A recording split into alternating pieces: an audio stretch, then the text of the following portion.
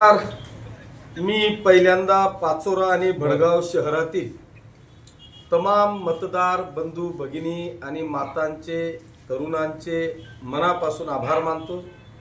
त्यांना सगळ्यांना धन्यवाद देतो की त्यांनी आपल्या पाचोरा आणि भडगाव शहरामध्ये जवळपास एकूण 70 ते 70% मतदान करून आपला लोकशाहीचा जो मतदानाचा अधिकार दिलेला आहे तो अधिकार बजावून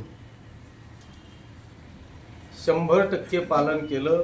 त्याबद्दल पाचोरा आणि भडगाव मतदारसंघातल्या तमाम माता भगिनींचे बांधवांचे मी मनापासून आभार मानतो। त्यातल्या त्यात सर्व पक्षीय कार्यकर्त्यांना मनापासून धन्यवाद देतो की महाराष्ट्रात जिल्ह्यात कुठे काय झालं मला माहीत नाही, परंतु पाचोरा आणि भडगाव शहरामध्ये थोड्याफार प्रमाणात कार्यकर्त्यांची हमरी-तुमरी जर का सोडली तर मला वाटतं अतिशय शांतपणे पाचोरा आणि भडगाव शहरातलं मतदान हे सुरळीतरित्या पार पडलं। त्याबद्दल सर्व पक्षीय कार्यकर्त्यांचे मी मनापासून आभार मानतो। अशी शांतता ही अभेद्य राखण्याकरता मी सगळ्यांना मनापासून आवाहन करतो। खरं म्हणजे काल इलेक्शन झालं आणि आज सगळ्याच कार्यकर्त्यांमध्ये सर्व पक्षीय नेत्यांमध्ये कार्यकर्त्यांमध्ये उत्साह होता की उद्या लगेच काउंटिंग होईल आणि आपल्याला आनंद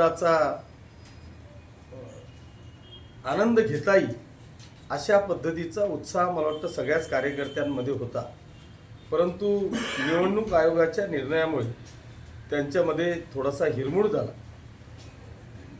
आणि तिसरा विषय असा आहे की मागच्या काही चर्चांना उधाण पुन्हा आज आलेलं आहे।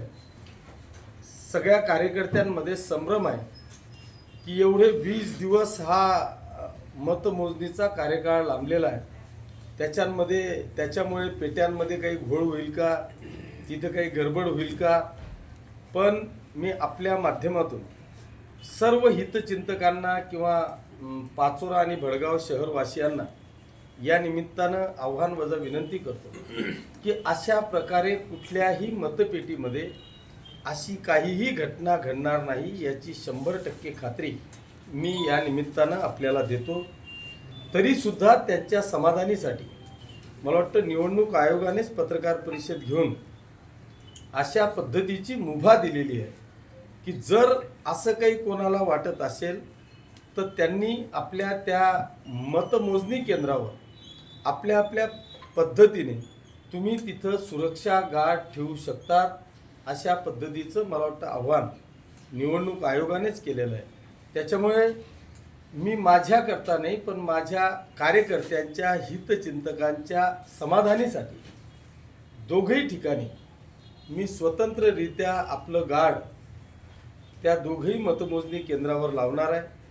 निवडणूक निर्णय अधिकाऱ्यांची जर का परवानगी असेल तर दोघही जे गोडाऊन आहेत किंवा ठिकाणं आहेत पाचोरा आणि भडगाव शहरातली त्या दोघही ठिकाणी मला CCTV लावता येतं का याची देखील परवानगीसाठी मी निवडणूक निर्णय अधिकाऱ्यांना विनंती करणार आहे। जर त्यांनी परवानगी दिली तर मी त्या ठिकाणी CCTV सुद्धा लावणार आहे। त्याच्यामुळे जो काही चर्चांना उधाण बाहेर येतोय त्या चर्चांना कुठेतरी पूर्णविराम मिळावा यासाठी या दोघी गोष्टी मी या निमित्तानं त्या ठिकाणी करणार आहे। धन्यवाद। जय हिंद, जय महाराष्ट्र।